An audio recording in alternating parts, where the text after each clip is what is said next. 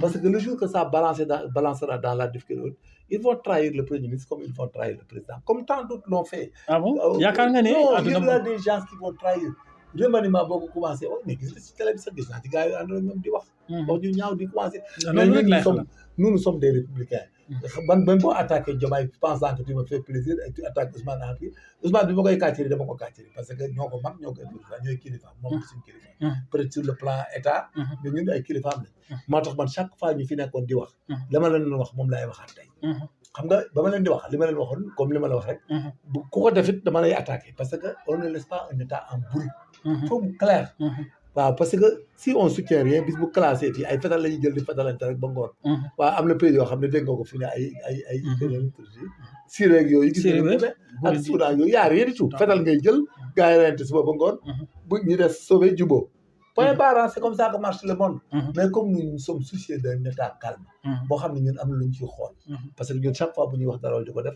yaa ngi xalaat ay Touba xalaat Medina Baye xalaat Tivaouane xool yooyu parce que ce sont nos parents que nous devons protéger parce que nous avons haute considération tu penses à l'église à ces paisibles sénégalais yi góorgóorlu di wut luñ dundee le jour am ngor soo duggee ci marché bi gis Bawol wala li ñuy taj pour dund mais bu dee góor nga rek am nga loo war a def ci réew bi maintenant loolu taxoon ma attaqué leen et je l'ai réussi li ma leen waxoon du dañ jamais tey nag je m'as donné raison ou pas je m'as pas donné raison m'as donné raison aujourd'hui parce que réew kenn mënu fi def ay illégalité pour conquérir un pouvoir loolu ça passe pas aujourd'hui si on a deux magistratures on peut avoir deux genres de police c'est parce qu'on avait cultivé cela loolu la ñuy lutter waat pour que cela revienne à la norme que la fusion revienne des idées et des pensées que tout le monde mais mënoo dem sax benn tey bu ñu doon guerre tey am ay militaires yu courant les bras militaires bokkuñu ci bi gars yi ñoo leen ciy génne mais ça devient grave ça devient grave c'est ce que je luttais il faut qu'on arrête pour conquérir le pouvoir doone loo xam def ko loo xam wax ko pour am c'est pas bon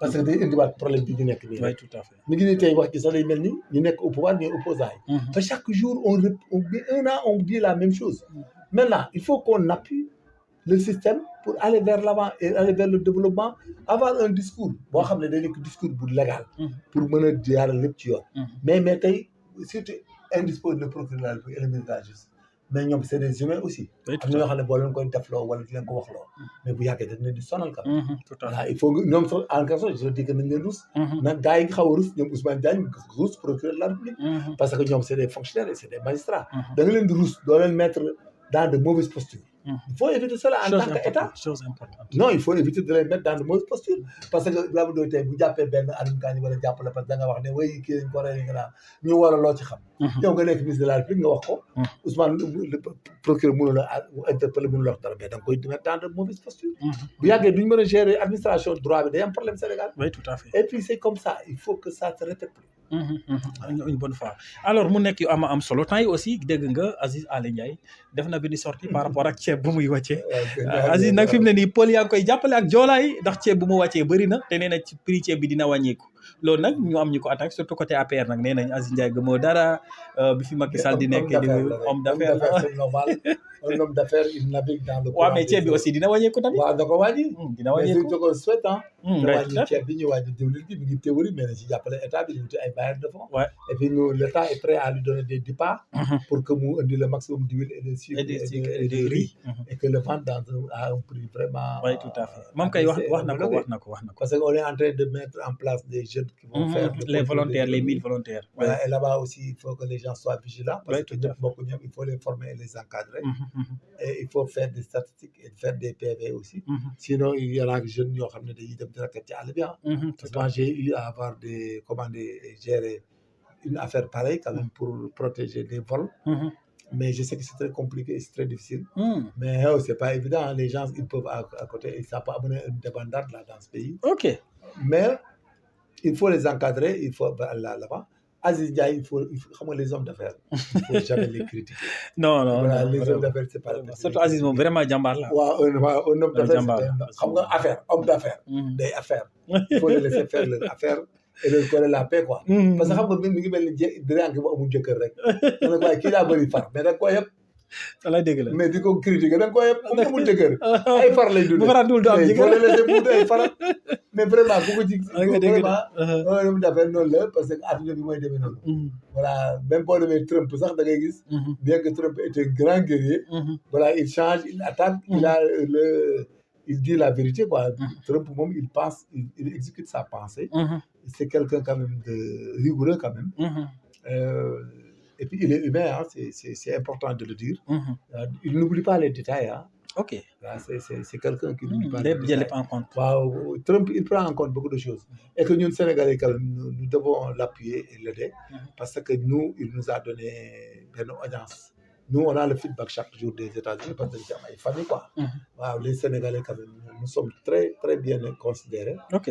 là-bas et maintenant les jeunes commencent à travailler là-bas macha allah. donc ñun politique boobu Trump di def ñun ñu ngi ciy gis suñu bopp et le Sénégal est avec Trump donc parce que tant qu'il nous aide avec nos parents là-bas nous sommes avec lui oui tout à fait. donc vraiment on le félicite on l'encourage et nañu bàyyi xel la waaw surtout lu am solo. mais les hommes d'affaires c'est des hommes d'affaires voilà donc il faut pas les critiquer oui tout à fait voilà. parce que vraiment c'est pas un homme d'affaires c'est un homme d'affaires oui tout à fait vraiment régime bu ñëw day ànd ak moom oui tout à fait waaw un chef bu homme d'affaires un Serigne Boub les xaw ma les Bougane même les Bougane il Oui, faut tout les à prendre fait. en compte Tout à c'est des fait. hommes d'affaires oui tout à fait donc di leen critiquer homme d'affaires du critiquer état déedéet loolu du sotti il faut parce que ñoo war a liggéey ensemble non oui bien sûr mais Sénégal seen maturité mul foofu da ngay gis gars yi di génn ñoom dañoo yaakaar ne mais koo xam ne andi na bateau 30 000 tonnes ceeb Sénégalais yi war ko non dundee ñun dañ daan indi ay 200 000 tonnes Voilà. on amène plus que lui voilà donc loolu j'ai mes parents là qui amènent plus que lui ñun on amène 200 000 tonnes ok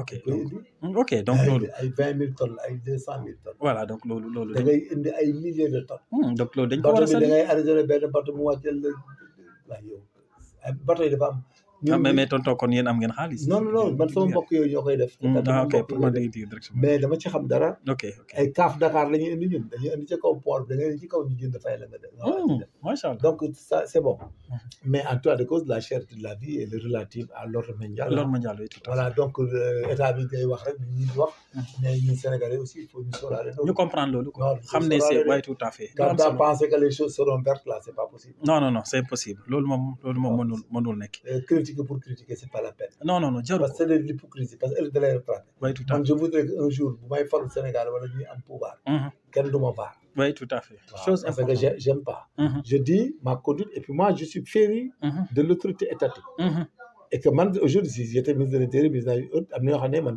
du ma xaar ordre su amee maa koy faj ci saa si je Oui. prends la décision ah parce que un état dafa war a am chef dafa war a am ordre voilà dafa war a am ordre ku nekk da nga war a respecter sa morom da nga war a jox sa morom akam ba daanga man du ma je suis regardant de tout ouais tout à fait même si tu es une société haute nga ne da ngay dàq nit ñi ma ne donc mënoo fonctionner je liquide ta société oui tout à wala man je t'oblige à vendre wala état bi jënd ko tout de suite fait ok ouais Ouais. il faut arriver à ça hein oui tout à fait mais di liggéey laay nit ba mu neex la ngay dàqal Ngay dàqal leen ay label abusivement. nga def ko je t'oblige à acheter la société je l'amène à la liquidation et je vous rembourse nga dem ok léegi yow par rapport ak réseaux sociaux yi ak saag yi xas yi le ministère de l'intérieur les forces de défense et de sécurité nan la ñu mën a def pour arrêter loolu parce que vraiment nit ñi sonn nañ ah ouais mais c'est parce que c'est deux camps wala cybercriminalité non c'est moo ko deux mën a- camps la cybercriminalité fait son travail mais la cybercriminalité doit regarder mais am na moo yoo xam ne du saaga comme ay imbécile ay da ngay fen yooyu c'est pas des injures vous dites pas la vérité là da ngay fen mooy waxoo dëgg ah ok donc ku la neex nga wax ne waxoo dëgg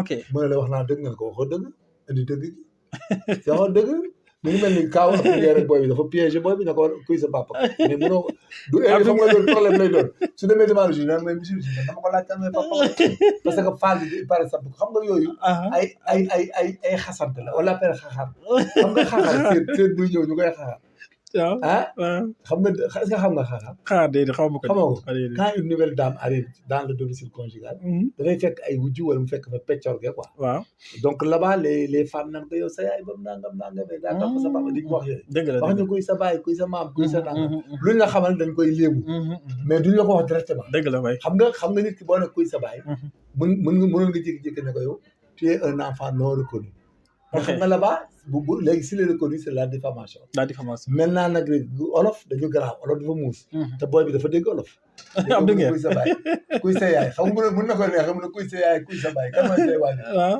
ba xam nga da ngay dégg nii sax nga ne waaye kuy sa papa yow bu nga waxee mën na Samba muy Modou Kane. waaw nga ne ah bon il habite où sa maam nangam comme benn xale bu tout à l'heure quoi. sama benn Saliou sëñ Saliou préfet moo doon Kandji. sama kii la sama doom baay la quoi. suñu papa yi ñoo bokk ay papa quoi. mais c'est comme ça olof la. moo tax la cybercriminalité se limite à ça. maintenant même si tu portes plainte ça vient on fait. kon li Abdou Nguer wax Azoura Fall. doo ko mën a jàpp. ah bon non donc plainte bi du am benn soubassement. kuy sa papa mënoo ko ci jàpp. non loolu si olof la rek xaaru olof la da ngay xaar ba mu ne la tu es un bâtard. ok mu ne la doomeraam nga amoo bàyyi. ok voilà kuy sa papa laa la laaj. il est très intelligent. boo demee ba devant la barre mu ne man dama ko laaj kuy papam kese. man bu ma ko waxee ma génn ci. mais yow daal du tout. ok moo tax il faut pas très vite aller en besogne. moo tax les propos acerbes échangés dans ce pays là. ça va amener des conséquences graves. parce que dafa déstabiliser sax ni gars yi. oui tout à fait boo leen xoolee ku nekk day wax mais comme le ministre bi il est déstabilisé. il faut pas suivre ces histoires il faut qu'il arrête les histoires de polémique là. ñoom seen bopp ñoo koy arrêté. dem dans autre chose dans des communications structurantes. oui surtout. waa des communications convaincantes. et puis de développement. et puis d'informer les populations. oui parce que attendez quand vous voulez le pouvoir après mais c'est pas ces gens-là qui vont te le redonner. ok boo amee pouvoir. ma ne nii ba pare. gars yi may dégg ñu wax nii. parce que Alaaji Fall du ñoom ñoo leen di joxaat pouvoir. comme gars yi mënutuñu convaincre nit ñi. ñun ñoo koy mën. boobu ngay xamee la psychologie politique là. loolu tax mu garaaw. ok gisoo Macky Sall ci fin bi. kenn ku mu àndaloon mënatu koo waxal ba nit ñi ànd ak moom. waaw loolu moom c'est vrai. il fallait que mu am je donne l'exemple. oui c'est vrai je te donne tey exemple. ban tey man mën naa wax lu fal nit fii Sénégal. ok est-ce que xam nga li ma la. gis nga à l'époque bi Macky Sall di reyante ak ñoom Sonko noonu. je te donne si un Bara Ndiaye génnoon ci ñoom Sonko. ne ay la yéwén nag. damay wax rek mais Macky gën Sonko moo gën kii du dara du nangam du nangam. bu ngeen ko jëlee ñu ko ni moo gën a wóor. impact boobu li Bara doon bu Bara waxoon loolu. impact bi dana nekk impact boo xam ne mën nañ changer lu bari. c'est foofu lañ toll ñoom ak ñun. c'est nous qui pouvons les remettre sur la sellette et les appuyer. mais ñoom waxi kese kenn ci ñoom mënutul wax ba convaincre plus de personnes mënutul nekk. c'est ça nag la psychologie politique. moo tax politique daa bëri risque. tout à fait Macron kii du mooy Sarkozy. c'était le même cas de Sarkozy. ok Sarkozy bi muy ñëw. daa wax ba France ne gongo. ok mu toog nag. bi muy def seen gars yu njëkk yi. je pense dafa bañ a gis bi mu ko defee. Sarkozy savait que du dem.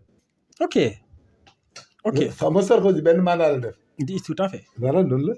ah mais là ça. non mais c'est comme ça la politique d'ailleurs. en Afrique ok c'est-à-dire ñoom époque bi ñu tombeel moo garaaw. époque bi ngay tombeel. léegi pour nga jël pouvoir nii. ay nit ñooy taxawaat. je donne un exemple tey mi ngi mel ni man wala Moustapha Diakhaté taxaw. ne ay la yow dama doon saaga Sonko nangam mais tey Sonko changé na. ñëw na changé na war na mën a changé na li ma naqari woon bàyyi na. nangam kooku li muy impacté ci moom. du benn ak ñi muy àndal ñu wax ko. waaye dëgg la man li may mën a impacté moom mu ñëwee mu ànd mu wax ko. dëgg la est-ce que vous me comprenez. oui je comprends comme Abdou Nguer tey bu demoon ne waa sama gars yi wax naa leen banañ lii. Moustapha Diakhaté wax loolu wala Bah Diakhaté wala dangam. ñooñu liñ lay indil yow mënoo am koo àndal bu indil la. dëgg la tout à fait loolu nag parce que ñële déjà. voilà non c'est ce qu'on appelle la dissuétude. ce discours. ce art de convaincre. day dem ba dizaine. vous savez la dissuétude. oui bien sûr voilà c'est tout. day dem ba sàppi. voilà moo tax politique en Afrique grave. gisoo Trump. pour mu ñëw. gisoo Elon Musk. ñoom ñu gën yëpp dañ ci dugg. ok noonu tax mu gagné. très bien c'est très important. il faut des éléments étrangers pour gagner moo tax boo déggee ñu naan transhumance. c'est pas de la transhumance ban fois tu cherches de partenariat. parce que am na ñoo xam ne seen discours s'ils sortent devant les tribunes. ils expliquent. que oui ces gens-là lii la woon ma wax leen lii ñu changé ko def nii. loolu c'est plus convaincant que. ñun bu ngeen ñu nangamatee dañu waxoon nga ko fi. ok loolu mooy psychologie politique. moo tax politique c'est très risqué. très risqué et puis parce que da ngay dem yàgg dootoo mën a remaniement doo mën a changer. te doo mën a jël ñi ci toog doo mën a jël ñëpp léegi nag loolu liggéey jox ko nit ñi pour ñu mën a toog te bu boobaa tu pars dans une crise économique et sociale. tout à fait. c'est risqué. alors c'est très risqué.